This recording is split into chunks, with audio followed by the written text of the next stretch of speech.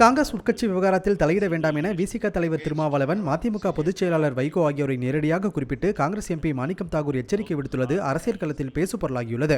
ஆட்சியில் பங்கு கோரியது உத்தரப்பிரதேசத்தை விட தமிழ்நாட்டின் கடன் சுமை அதிகரித்திருப்பதாக விமர்சித்தது என காங்கிரஸ் நிர்வாகி பிரவீன் சக்கரவர்த்தியின் செயல்பாடுகள் திமுக மற்றும் அதன் கூட்டணி கட்சிகளுக்கு மத்தியில் சலசலப்பை ஏற்படுத்தியிருந்தது.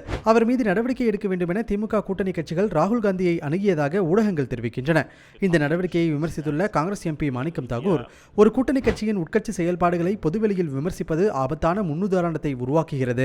இது பாஜக RSS அமைப்புகளுக்கு எதிரான கூட்டு வலிமையையே பலவீனப்படுத்தும். இது கட்சி செயல் வீரர்கள் தன்மான உணர்வை தூண்டும் என தனது எக்ஸ் தளத்தில் பதிவிட்டுள்ளார். இந்த விவகாரம் பூதாகரமானதை தொடர்ந்து தமிழ்நாடு காங்கிரஸ் கமிட்டி தலைவர் செல்வ பெருந்தகையும் உட்கட்சி விவகாரங்களில் தோழமை கட்சிகள் தலையிட்டு கூட்டணிக்குள் சங்கடத்தை ஏற்படுத்த வேண்டாம் என கேட்டுக்கொண்டார்.